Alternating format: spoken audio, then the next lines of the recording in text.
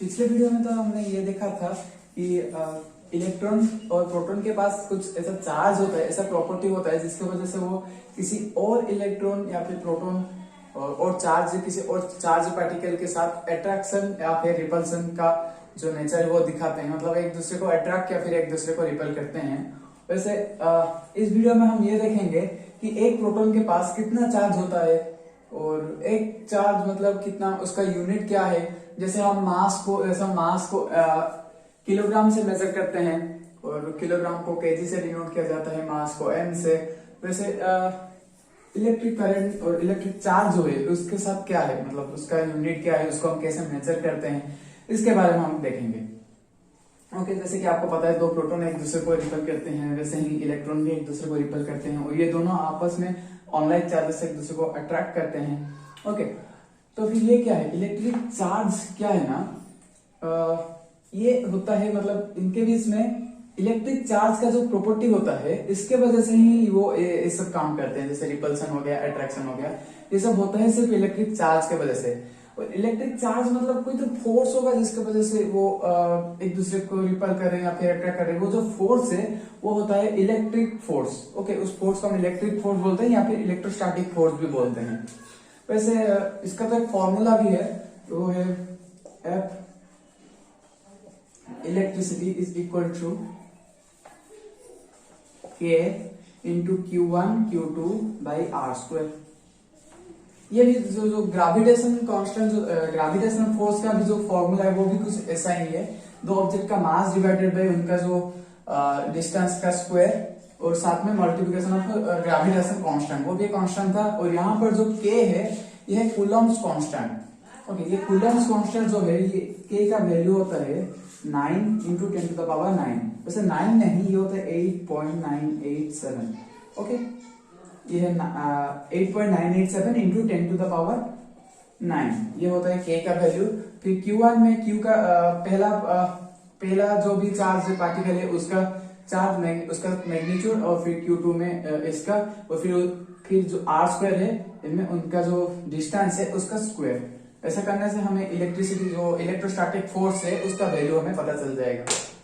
वैसे ये हमारे क्लास में इतना इम्पोर्टेंट नहीं है। ओके, अब देखते हैं इसका जो यूनिट है ये क्या होता है, उसका यूनिट क्या है। हम ऐसे तो हम मान कर लेंगे, लेकिन उसका यूनिट क्या है। देखो, जैसे मास के लिए इसका यूनिट होता है केजी, किलोग्राम, और टाइम के लिए सेकंड, एस। वैसे इलेक्ट्रिक चार्ज के लिए होता है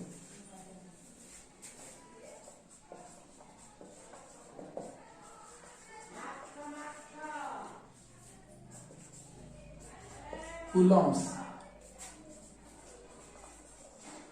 ओके, और कूलम्ब्स को हम C से डिनोट करते हैं और इलेक्ट्रिक चार्ज को हम Q से डिनोट करते हैं।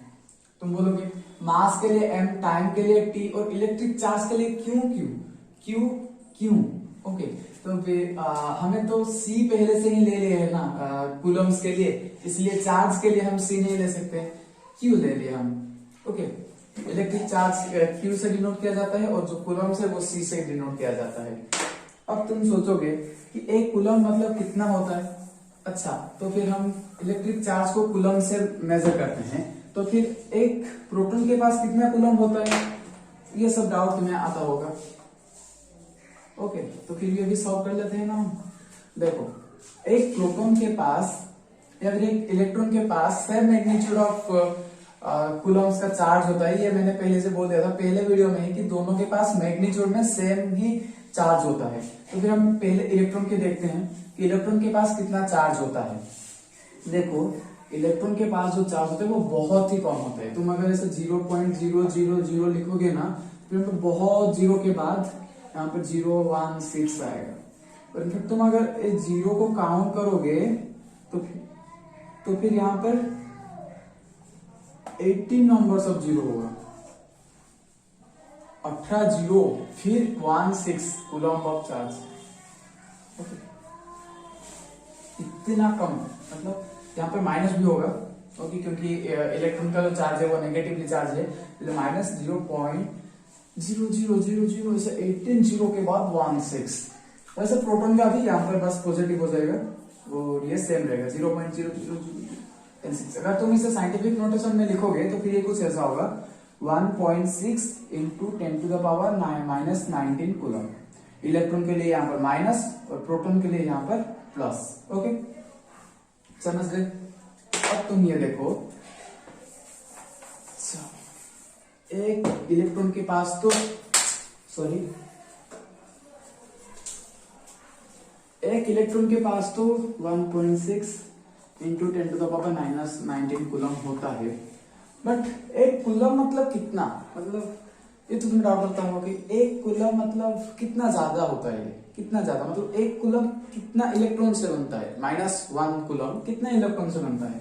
तो फिर हमें तो ये पता है कि 1 इलेक्ट्रॉन मिलकर बनाता है -1.6 into 10 to the power minus 19 coulomb. तो फिर कितने इलेक्ट्रॉन मिलके यहाँ पर 1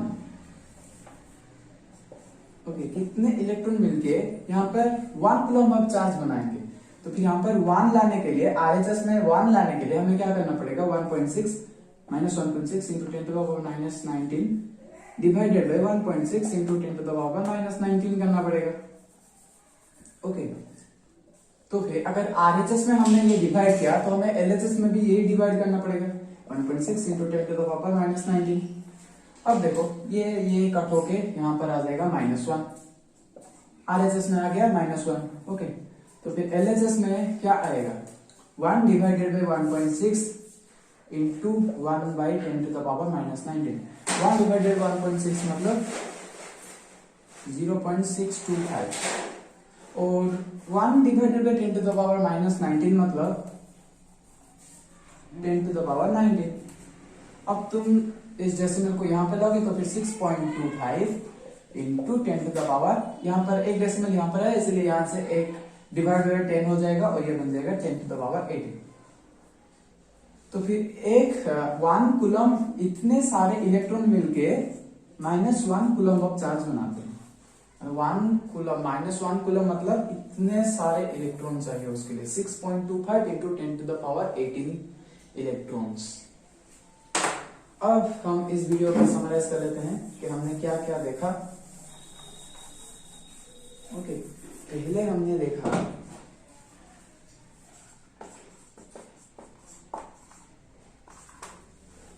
देखा कि प्रोटॉन, इलेक्ट्रॉन, इनके पास कुछ प्रॉपर्टी होता है जिसके वजह से वो किसी चार्ज पार्टिकल को अट्रैक्ट या फिर रिपेल करते हैं, और वो जो प्रॉपर्टी होता है वो होता है इलेक्ट्रिक चार्ज। इलेक्ट्रिक चार्ज मतलब उसमें क्या होता है, इलेक्ट्रिक फोर्स होता है या फिर इलेक्ट्रोस्टैटिक फोर्स होता है।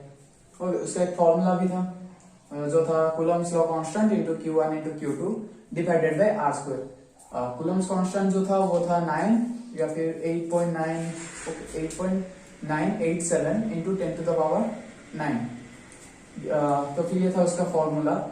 और क्या था, एक इलेक्ट्रॉन के पास कितना चार्ज होता है, एक इलेक्ट्रॉन के पास चार्ज होता है 1.6 into 10 to the power minus 19 coulomb. Okay, और इसके लिए क्या यूज होता है, इलेक्ट्रिक चार्ज के लिए इसको हम ई से डिनोट करते हैं। ओके, और जो एक कूलम में कितने इलेक्ट्रॉन होते हैं वो होता है 6.25 इंटू 10 टू द पावर 18। इतने इलेक्ट्रॉन मिलके एक कूलम ऑफ चार्ज बनाते हैं। ओके, और इसका जो फॉर्मूला होता है जनरल फॉर्मूला, वैसे हमने जो भी किया डिवाइडेड बाय 1.6 इंटू करके जो भी हमने कैलकुलेशन करके ये निकाला था, उसके लिए हमें ये फॉर्मूला भी यूज कर सकते थे। Q is equal to NE। Q मतलब वो चार्ज, N मतलब नंबर ऑफ इलेक्ट्रॉन और E मतलब एक इलेक्ट्रॉन का चार्ज। एक इलेक्ट्रॉन का चार्ज क्या होता है, -1.6 into 10 to the power minus 19 coulomb. Okay, यहाँ पर Q अगर हम -1 लेते हैं और नंबर ऑफ इलेक्ट्रॉन निकालते हैं और E के जगह पर -1.6 into 10 to the power minus 19 ले लेते हैं, तो फिर हमारे पास यहाँ पर जो n था वो आता 6.25 इंटू 10 टू द पावर 18। तो इतने इलेक्ट्रॉन मिलके एक इलेक्ट्रॉन का चार्ज इतना होगा और यहाँ पर इतने इलेक्ट्रॉन हो गए, तो फिर यहाँ पर जो कूलम होगा वो होगा -1। समझे? आज के वीडियो में इतने। नेक्स्ट वीडियो में हम इलेक्ट्रिक करंट के बारे में देखेंगे। वीडियो में बने रहने के लिए थैंक यू।